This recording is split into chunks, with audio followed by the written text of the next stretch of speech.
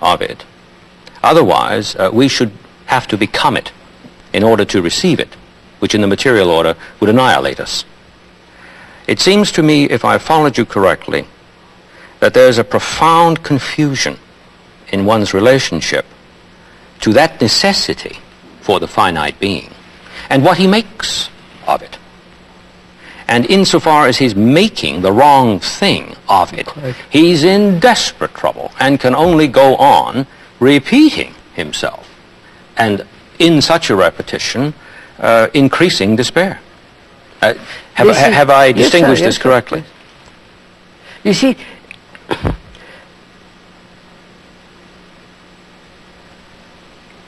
religion is based on tradition. Religion is vast propaganda, as it is now. In India, here, anywhere else, propaganda of theories, of beliefs, of idolatry, worship. Essentially based on the acceptance of a theory. Yes, yes. Essentially based on an idea.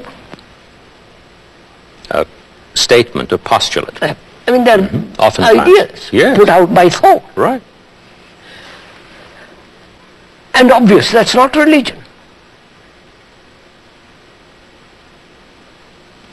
And so religion as it exists now is the very denial of truth.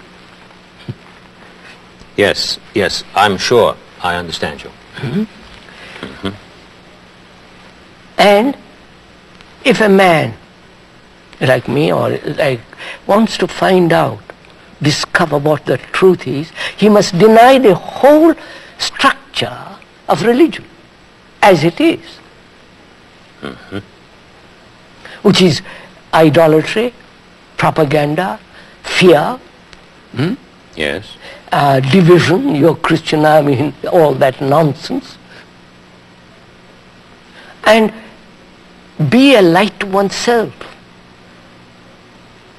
Not in the vain sense of that word, or light, because in darkness, the world is in darkness. And a human being that has to transform himself has to be a light to himself. And light is not lit by somebody else. So there's a point at which he must stop repeating himself. Is that correct? Correct. In a sense, we could use the analogy perhaps from surgery. Something that has been continuous is now cut. Yes. And cut radically. Not just fooled around, but really cut. We haven't time to fool around anymore. Exactly. The house is on fire. At least I feel this enormously, that things are coming to such a pass, we must do something, each human being.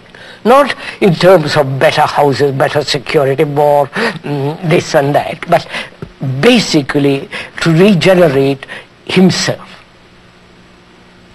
But if the person believes that in cutting himself from this secretion, that he is killing himself, then he's going to resist that idea, isn't he? Of course, of course.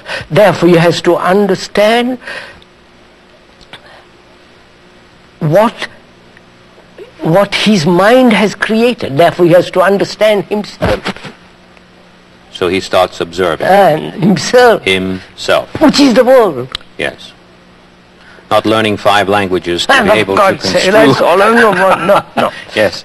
Yes. Of going to schools where you learn sensitivity and all that rubbish. The point that you're making, it seems to me, is made also by the great Danish thinker Kierkegaard, who lived a very trying life in his own community, because he was asking them, it seems to me, to undertake what you're saying. He was saying, look, if I go to seminary and I try to understand what Christianity is, by studying at my desk, then what I'm doing is appropriating something here. But then, when do I know when I've appropriated it fully? I shall never know that point. Quite. Therefore, I shall forever appropriate it and never do anything about it as such, as a subject. The person who must risk the deed, not the utterance of what someone has said before. Or not simply thinking through what someone has thought before, but actually embodying the meaning through the observation of myself in relation to that. Quite. And that has always seemed to me a very profound insight. But one of the ironies of that is, of course, in the academy we have an endless proliferation of studies in which scholars have learned Danish in order to understand Kierkegaard.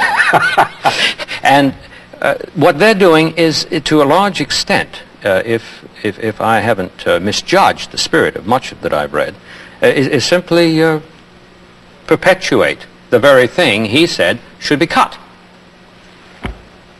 I do have this very strong feeling that profound change would take place in the academy, of which you know I'm a member. If the teacher were not only to grasp this that you've said, but take the risk of acting on it. Since if it isn't acted on, if I've understood you correctly, we're back again where we were. We have toyed with the idea of being valiant and courageous, but then we have to think about what's involved before we do, and then we don't do. Quite. We think and don't do. Therefore, sir, the word is not the thing. The description is not the described. And if you are not concerned with the description, but only the thing what is, then we have to do something. When you are confronted with what is, you act. But when you are concerned with theories and speculations and beliefs, you never act. So there isn't any hope for this transformation, if I've understood you correctly, if I should think to myself, that just sounds marvelous. I am the world, and the world is me, while I go on thinking that the description is the described. There is no hope. So we're speaking about a disease over here, and we're speaking about something that has been stated as the case.